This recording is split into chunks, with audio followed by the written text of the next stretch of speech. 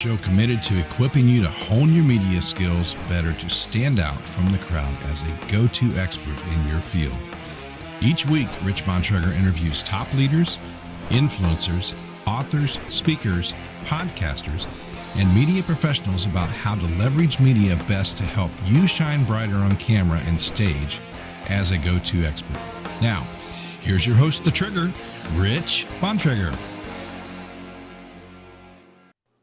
Welcome back to another edition of How to Rock the Stage, streaming live once again back at Wednesday night, 7 p.m. Eastern Time. We do this each and every week, streaming on multiple channels. And tonight we have a very, very special show. We're going to do a little sidestep from some of our normal conversations on building your media brand, being a public speaker, rocking the stage in all the different ways.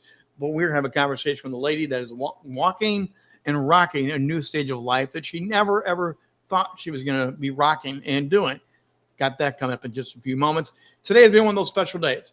I have been on multiple streaming live shows, working again with our sponsors, the National Speaking Association. The NSA is celebrating 50 years. The NSA, they'll help you become a great speaker. There's many great speakers. Today, one of their shows is Behind the Stage with the NSA. I host it, co-create it, and produce it with them. Wonderful show to do. Of course, 2 p.m. live with the Trigger. So I'm in my zone today. I'm in the place where I want to be to help people shine and have fun. I love doing this. And if you're ever curious about what we do at Rock the Stage, please reach out and we can tell you more about that. But again, thank you for the NSA for making this all possible. And then our other partner and sponsor is Optician Studios. Optician has an experienced team paired with the state-of-the-art remote technology that will help you take your message to the market faster. They work with you to produce your audiobooks or podcast series, and they help you distribute it to the market at large. For more information about Optician and how they can help you, optician.com. And again, they now take this show and they now produce it and have made this into a stronger, better podcast on the backside. What we do here live, tomorrow we'll go live at 11 a.m. on all different podcasting platforms. So thank you, Optician, for that. But tonight we are in for a special treat, a special conversation. Grab something to drink and sit back and relax with us tonight as Isabella Thallas joins us from Denver, Colorado, one of my favorite places in all the world. She's a native. She's the mother of 3 beautiful children. She began her adult life as an obstetrician. But her love for fashion tugged at her more and more, and her artistic personality. She found a way to integrate the optical and the fashion world together. She began a sales career in the wholesale distribution industry. She managed territories for one of the largest fashion conglomerates in the world. And in 2022, Anna's world was turned upside down with the unimaginable murder of her oldest daughter, Isabella Joy Thallas, better known as Bella. Learning the heartbreaking details of her daughter's murder, she then was determined to make a change in Colorado. She found a new passion. She found a new mission. And she's authored a book, which we tonight get the privilege to premiere worldwide. Bella's Not Here Anymore. And you're going to learn about how she's experienced the traumatic loss. She's found hope. She's moved for the pain. And she does have a new mission. Also, by the way, she loves to share the wisdom and the insights of a mother that has gone through a tragedy like murder. By the way, she has a prayer. She is on the mission. She has a prayer for you that you will make it through the day. You'll find your new purpose, and you'll remember that you're not alone. Isabella Thallas, great to welcome to you. How to Rock the Stage tonight. Thank you for having me, Rich. How are you? I am doing marvelous. And again, you and I met at a book publishing event. We did not know each other. And you were in the development of figuring out, I've got a story. What the heck do I do with it? It's great to be the one to celebrate with you and bring it forward tonight. How does it feel? Thank you. To have it finally coming out? Well, it's saddening. It is. One would think that it's a happy time and a joyous time, but I would give all of this up to have my daughter. So I don't believe I should have to do this at all, but I am. I'm here. So we walk the path that we've been given, and we make the best of it. And And that's really the trick in all. Yeah, that's really the trick in all this is we're all dealt the cards. Situation happens, and how do you handle it? But before we get deeper into that, your daughter was an amazing daughter. I've looked at, I read some of her story. I've looked at the pictures online. Amazing, amazing daughter. And you have 3 children. So what sort of a family was this? Because it sounds like you have a happy, fun, joyous family. Well, one would say that we were a bit of a non-traditional family because I was a young mother. And so I chose life. I believe that we are created to stand out. We were not made to fit in. And so Isabella was more like a little sister to me. And then her sister, Lucia, came almost exactly 2 years later to the day. And then Jacob came along. So I am a mother of 3. And so there are 2 survived siblings after Isabella. She's my oldest. And so it has been a journey since June 10th of 2020. And I believe it's been a journey for many people since 2020. Yeah. 2020 was a pivotal year just historically for the United States and everything that happened in that year. So a lot has changed. It's interesting that you bring up that because, yeah, the world changed. We're still changing. We're still adapting. We're always adapting, but for some reason, 2020 definitely put a spotlight on it. And the sudden tragic death of your daughter just kind of took it to another level. Yes. How did you manage that? Was it friends, family? What helped you go through all the pandemic and go through this loss? My faith, and more so isolating myself. It was so overwhelming because there is no handbook on grief. There's no handbook on all of a sudden your world is turned upside down. The media is coming at you. The political side is pulling at you. We were going through a pandemic. We're going through a homicide trial. You're balancing the grief of your family, my parents, my children, and not only that, but a community at large, all of Isabella's friends, the people she went to school with, the people that she knew. It's not just us, it was everybody. And so it was quite difficult. You go from just nothing to just all of this stuff, and in your entire life being an open book to everyone. Well, and from reading some of the news articles, it really was, you were thrust into the media limelight. You, your family, her own personal life. And yes, she had just celebrated her 21st birthday, correct? Yes, she did. Yes. And I know you guys had a great party. I saw some of the videos and some of the things. You guys went all in. And there's something about a shoe story in here that you guys had a love of shoes together. We did. We called each other soulmates because we wore the same size shoes. So she loved to dig in my closet, my clothes, my shoes, stuff like that. So both of my girls, did that. And it's a fun memory of mine because, those are the things that they're non-substantial, but that's all that you have that's left that you hold on to. Are those memories. I can remember when my twin daughters celebrated their 21st birthday. We went out to a special dad and daughter dinner. And it was just magical and fun. But also it's that big transition of life. So there's so much going on with your life at that time. And then the tragedy comes in that your daughter is gunned down with an AK-47. Now, without going through, because it isn't the media and everything out there, can you just kind of explain what kind of happened roughly?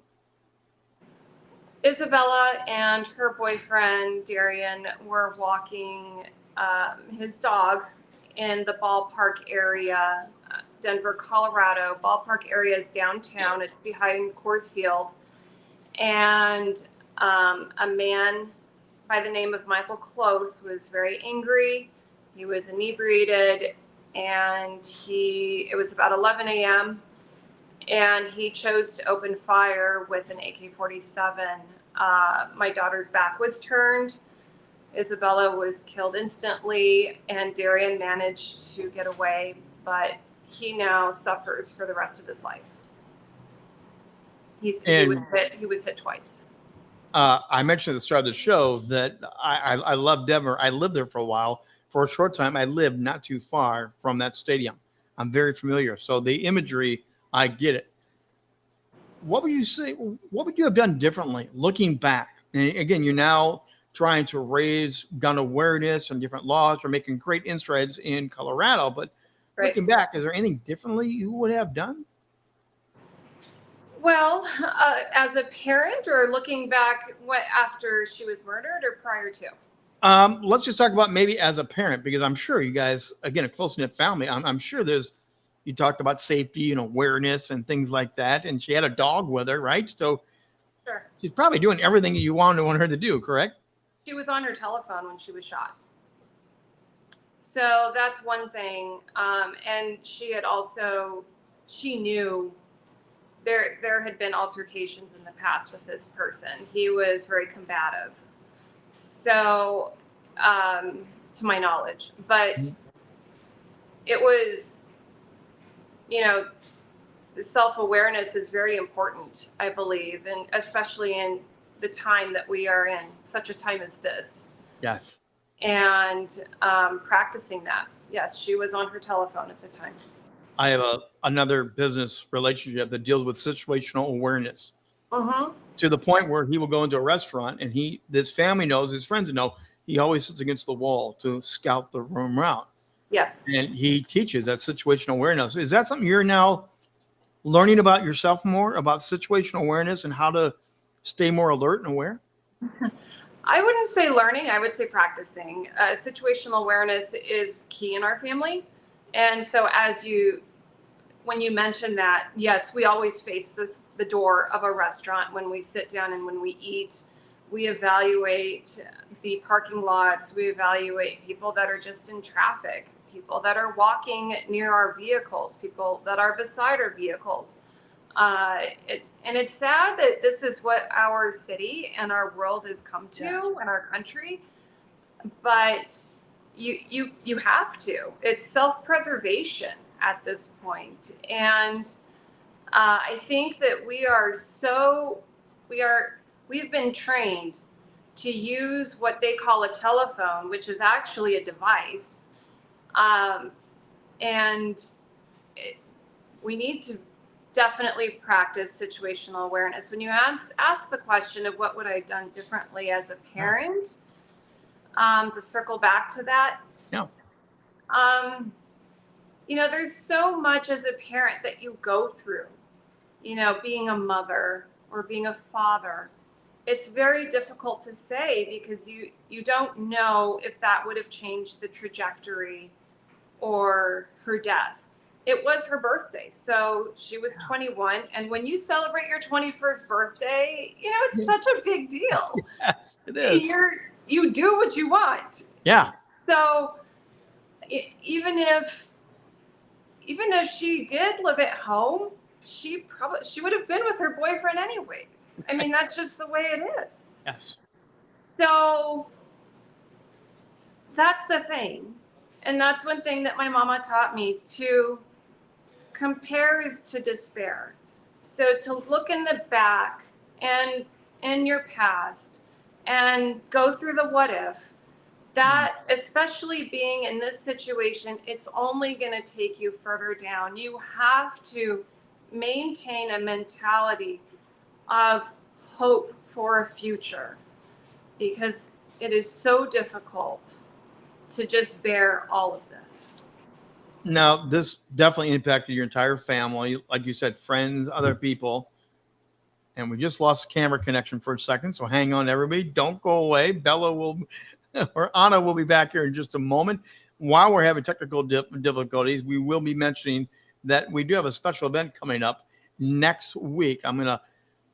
Next week, we're begin kicking off the Fear of Public Speaking. The month of July is Fear of Public Speaking month. We're going to dedicate a whole week to our 2 p.m. series that we do every day, again, streaming on multiple channels at 2 p.m. Eastern time. We have a lineup of all-star public speakers, influencers, some serious rock stars in public speaking. We're going to take each day, beginning on Sunday, the 2nd of July, And we're going to go to Saturday, the 8th. And for our 2 p.m. series, we're going to give each one of our speakers a different topic to tackle and give you insights and practical tips how to not be afraid of public speaking, to overcome that anxiety, the fear, the nervousness.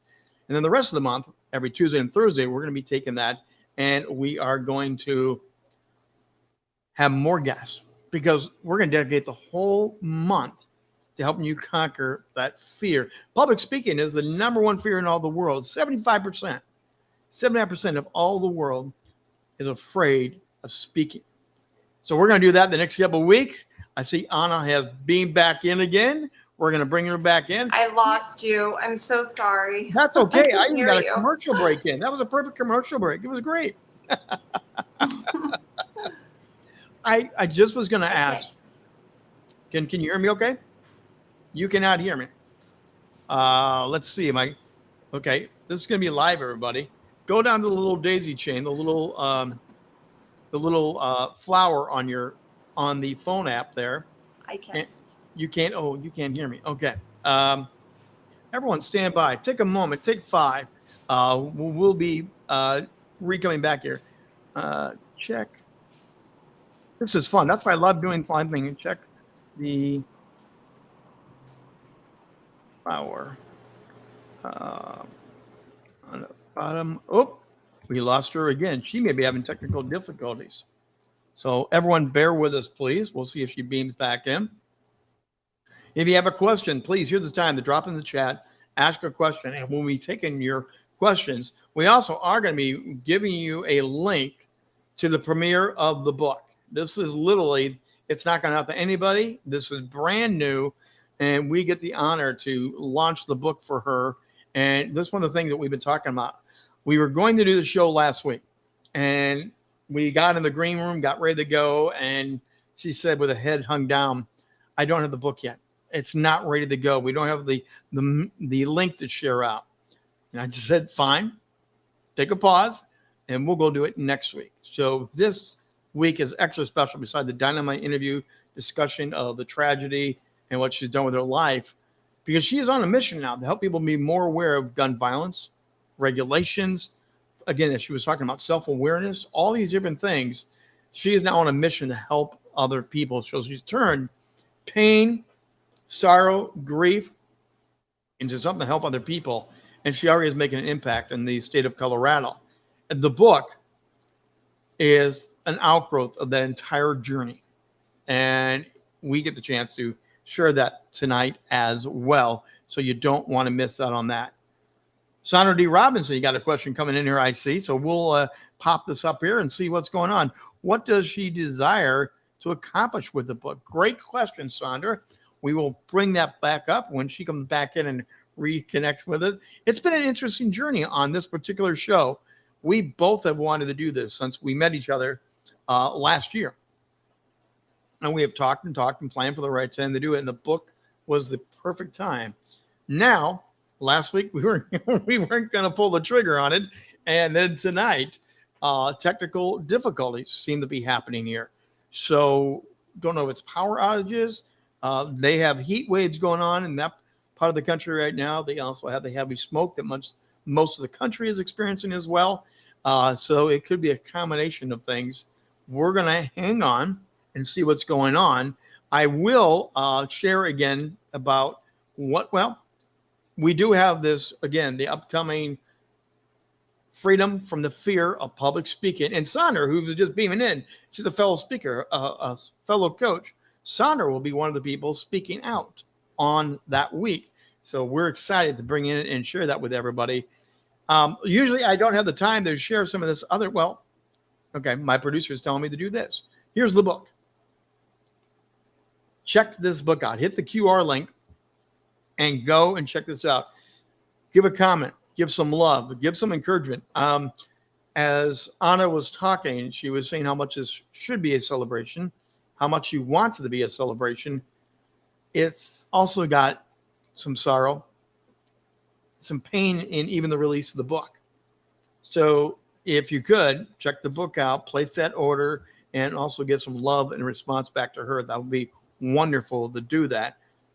Rock the Stage is always about helping you to shine on camera and shine on stage.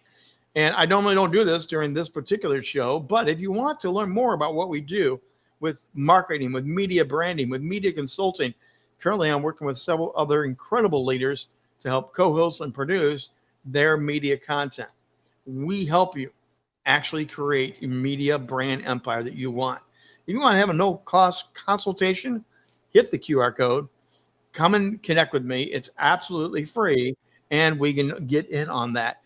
Anna has come back once again, so we're going to rejoin our regular show in progress. And there you are. Great to see you back. I see you. Oh my gosh. I am so sorry. I don't know what happened there. And, I teased the book out. We had a little bit of fun. And with live broadcast, you have to be able to fill the gap. Improvise. Thankfully, I've been doing this for a long time. I could go, but I would rather have you here. Great to have you back with us. So there we go. I'm going to zoom you in. There, we're going to fill us up full screen like that. Now, take 3. Let's see if I can get this conversation going again. I'm so sorry. Oh, no. This is absolutely fine. This is fun. And our viewers are still with us. In fact, we got a question while you were gone. And we'll bring that up in here in just a few moments. But I'm curious about the greater impact on your family. The 2 remaining siblings, your friends, your church, husband. How did they all handle it? Because you said your faith was important to you, but how did they process and go through this journey? Oh, it's been very difficult. When I say my faith, I can only speak for myself because I believe that we are all on a different journey in our walk with the Lord. But it took me a long time to go back to church. I was raised in the church, and the Bible says that God knows our every need before we ask. Yes. He knows our name. He knows our name is written in the Lamb's Book of Life.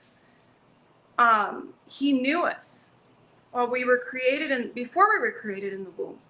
Yep. And so to believe that and know that, but when my daughter needed him the most,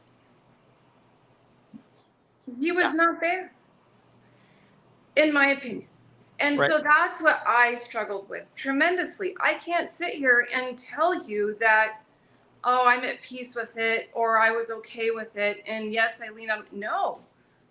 There's been many nights when I have gone back and forth, and it's kind of like that scene in Forrest Gump when Lieutenant Dan is fighting with the hurricane, in the boat, and he and God are going back and forth. Yes. Because that's truly how you feel, because you are so hurt and angry. Why not me? I would have taken that for my child. It should be me. It should not be them.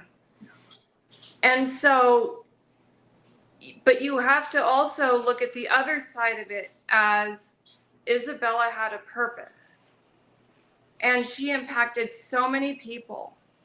And through her death has come, legislation, has come a lot of awareness, has brought a community together, and has also, it's impacted so many different things and with so many different variables that are involved that I don't think we have time to get into on this particular podcast. But, it's hard. And then for my children, I can't force them back into church. You can't force a 15-year-old to go back to church. You can't force a 21-year-old, her younger sister, to go back. And it took her years to take step back, even though she went to Grand Canyon University. Shortly after Bella's death, she just kind of stopped because she was questioning her own faith. And you do that in grief. Yes. And there's nothing wrong with it. No, that's exactly the statement. And there's nothing wrong. We all process, we all cope. And there's something healthy, therapeutic even, to scream at the sky. There's something all right to go outside and kick the can and say, I don't get it.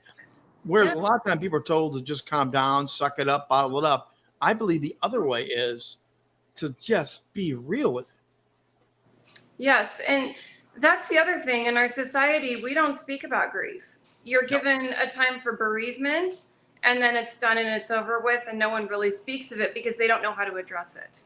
And that's the one thing, in the book where we're told when we go to counseling is that the fastest way to clear a room is just to tell someone you have a murdered child, because nobody knows how to react. They don't know what to say, and it's the truth.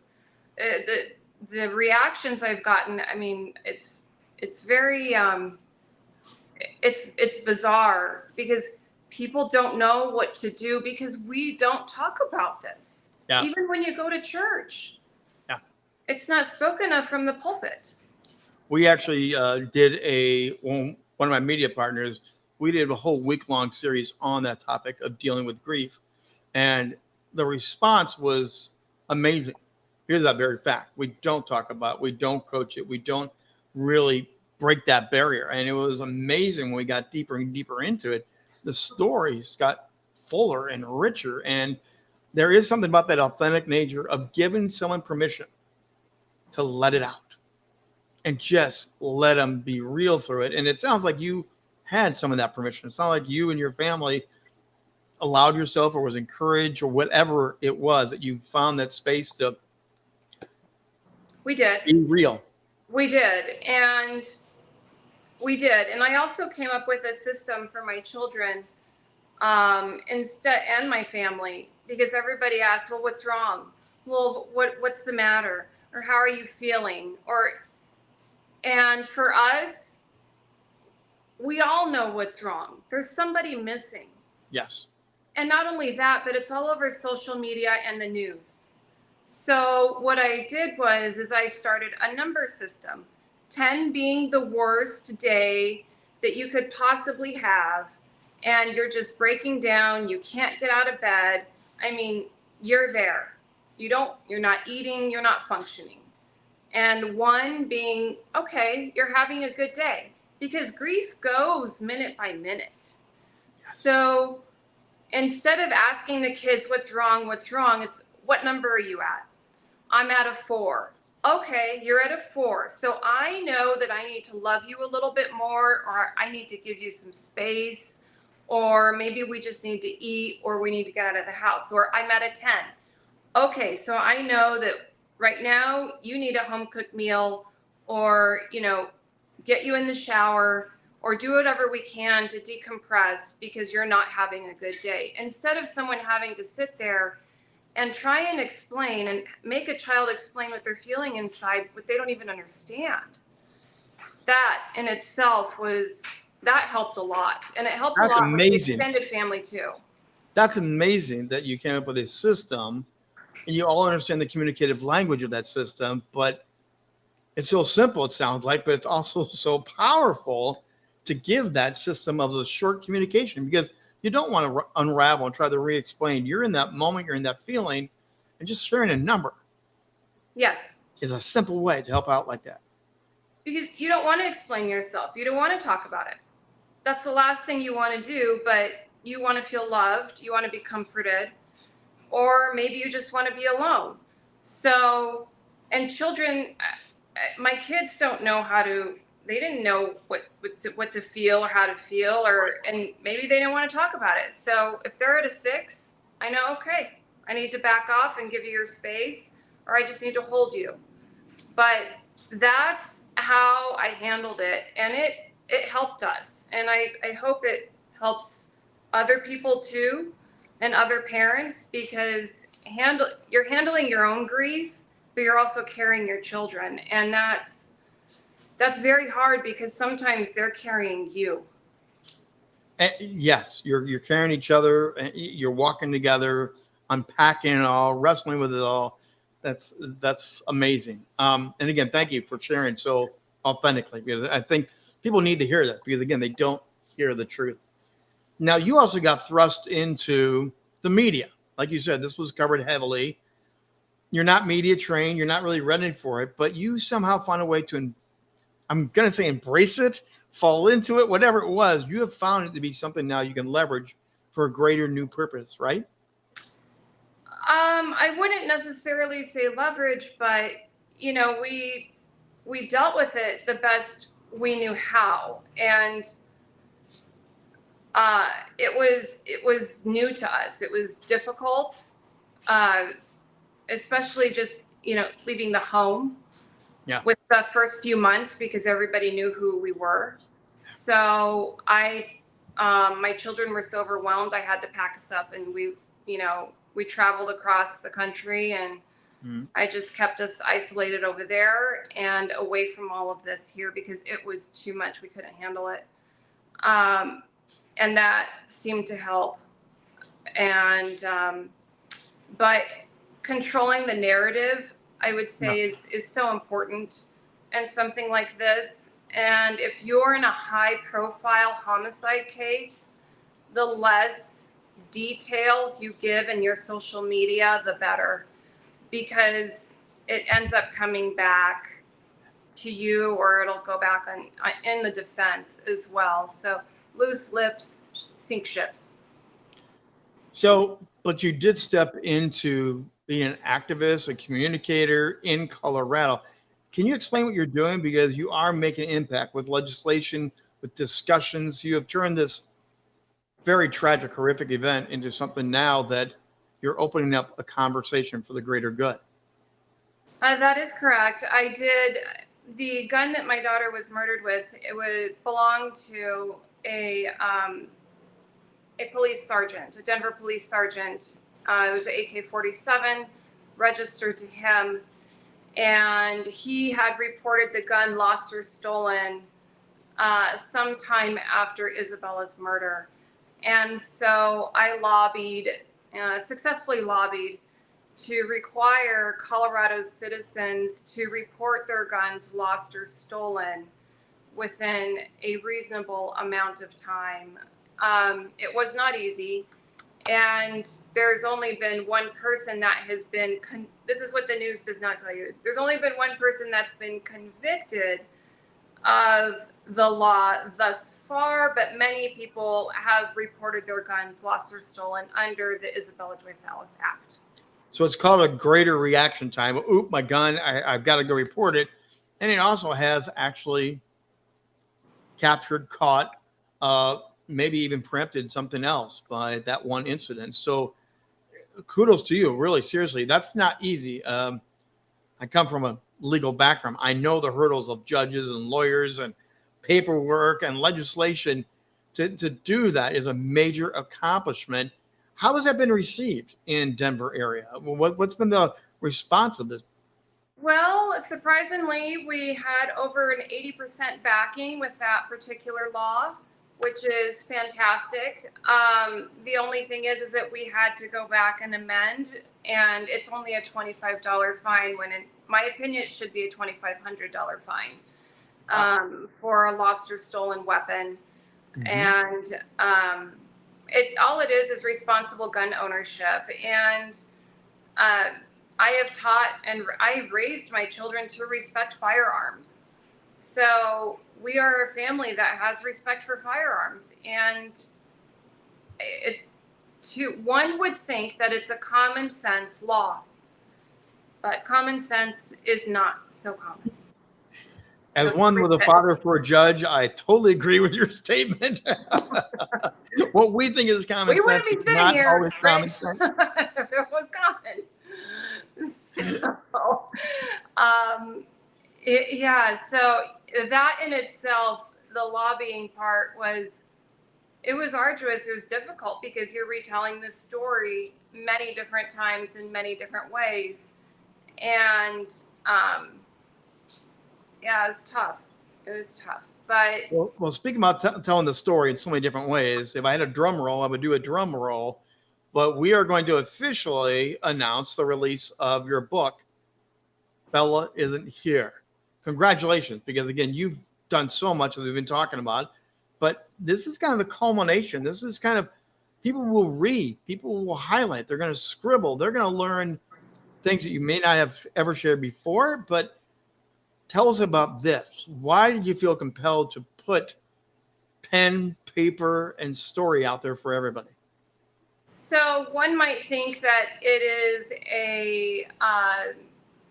it's a book about her murder and everything that happened in it, and it's not. It's not. It's not. It is fine. It is for someone who has experienced traumatic, unexpected loss. It is for someone who is, just woken up one day and they've lost someone that they love so dearly to themselves, and they don't know where to go or how to deal with it. That's what the book is for. And the way that it's written and lined is for someone who is in that trauma space where you don't want to read a bunch of jumbled words together because it's too much. It's more of an easy read, and it takes you through. It's memoirs. It's guidance. It's wisdom from someone who has been through it and didn't have something like that but needed it. So it's unfortunate with all the violence and the things that are happening within our country, but I truly believe we needed it.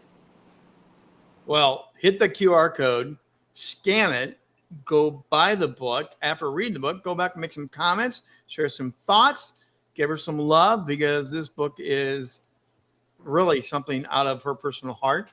And it's something that is powerful, very, very powerful. Sandra D. Robinson had a question that came on in. What do you hope to accomplish with the book? Great follow-up question here. Yes. I hope to help other people that have experienced trauma, that have experienced, like I said, traumatic, unexpected loss. That's what it is. That's who it's for. Is like I said, we had no handbook. We had no guidance. We didn't know what to do. I didn't know what to do as a mother, how to show up to court, what to expect from court, how to feel, how to go through all those feelings, what to do with them. And that I hope it helps people. I truly do. You've gone through so much in just a little time that we've interacted. It seems like you're still moving on the journey. It's not like one and done, I move free. This is something that's going to be ongoing. What would you say to someone that's just maybe beginning that journey? Well, I don't want to be the bearer of more bad news, but it's for the rest of your life. It never ends. That's real. That's authentic. Well, yes, it is. It's grief is it doesn't just leave. It's for the rest of your life, but the more time goes on, you learn how to balance, and you learn how to live again. You learn how to find your loved one in different ways that you both enjoyed each other and appreciate the times that you had together. And again, pull yourself out of the past and move forward. You don't have to move on. You're just moving forward, because we will never forget them. And live again. Your life is going to be different, but it's going to be okay. And I see behind you a big picture. Is that Bella? That is Bella. Yes. So as you said, you're not forgetting, you're moving on, but just by that picture, beautiful picture, she is still with you. She is with us everywhere. And yes, we are moving. We move forward. And this photo was taken by Darian, and he did a beautiful job, and he had it printed for me. And so I just, my heart, I love it. There are photos around the house of all the children. And yes, there is one missing child in the home. And so there is her picture there. But, the kids also, they get it. They know why. We all miss Isabella. We all want her here. But, we laugh at the times that we had with her. And there's a chapter in the book called The Empty Chair. And it talks about, that one time that when it's holidays, it's the holiday season, and you're all sitting around the table, and there's the one person that is missing. It's in that empty chair.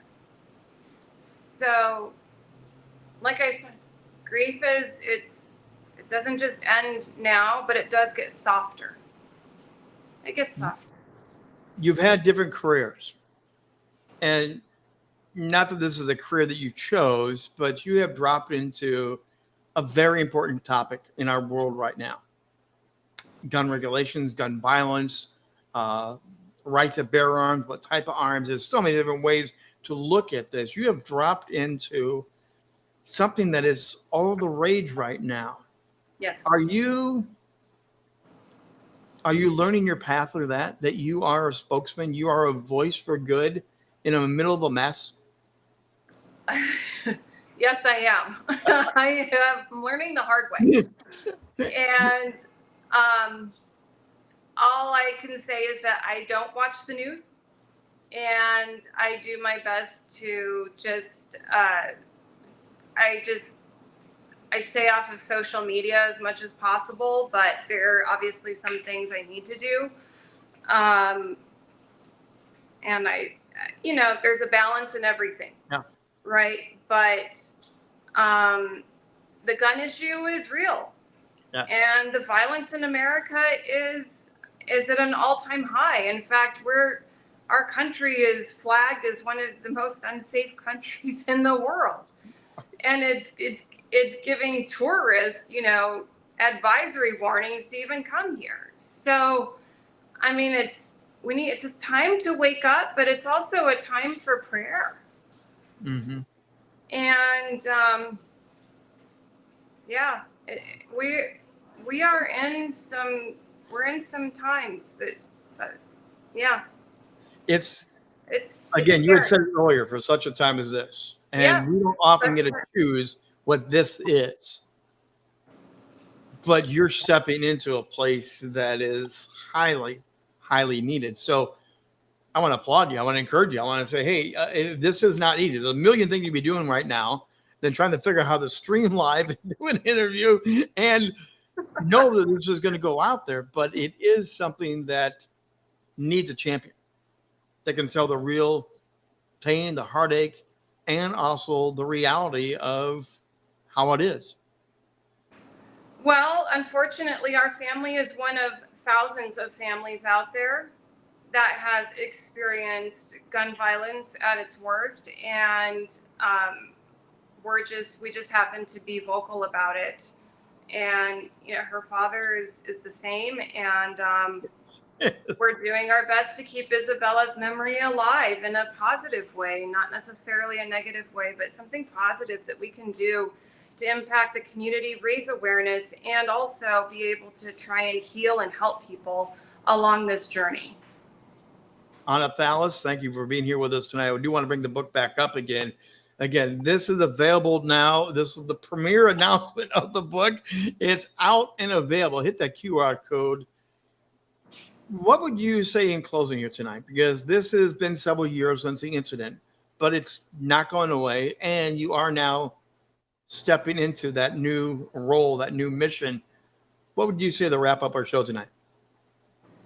Well, for those listening that understand what I am speaking of and what I am talking about, my prayer for you is that you will find peace within yourself. And when someone's this close to you dies, you lose yourself. You are no longer who you were before. And so my prayer is that you find a new way and a new life, but don't lose your faith in God. Don't lose your faith in God. He is our creator. And Isabella is back where she belongs. She was on borrowed time. We all are. Two things we are always promised: taxes and death. None of us are getting out of here alive, Rich. No.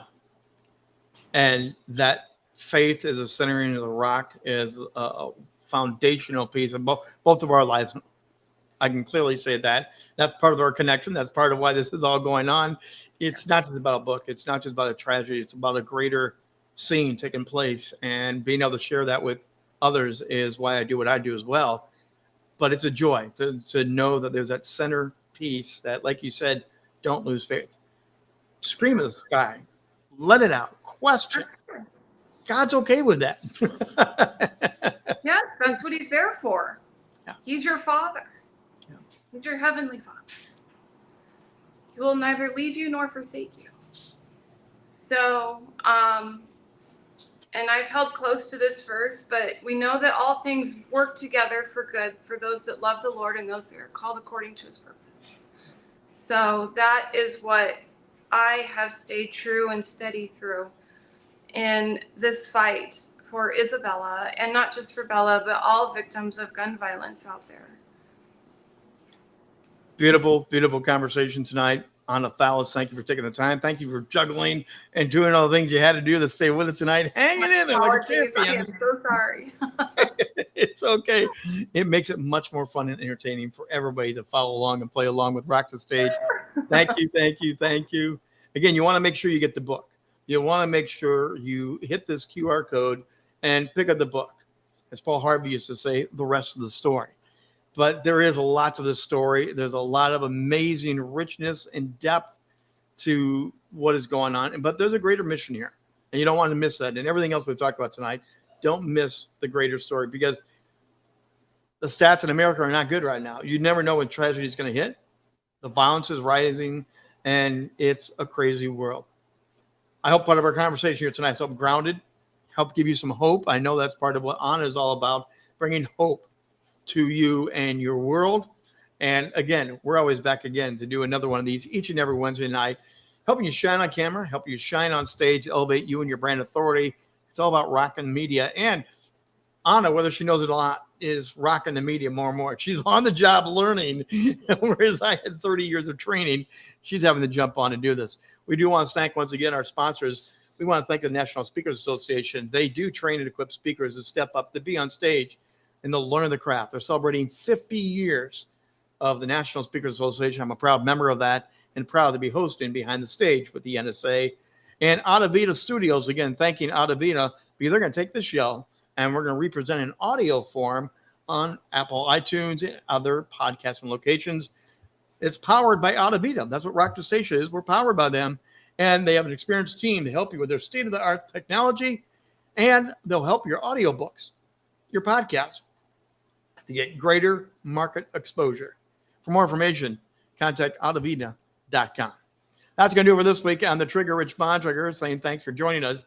And again, we'll be back next week, 7 p.m. Eastern Time, streaming live on multiple channels on How to Rock the Stage. Have a great week. Stay safe, and God bless.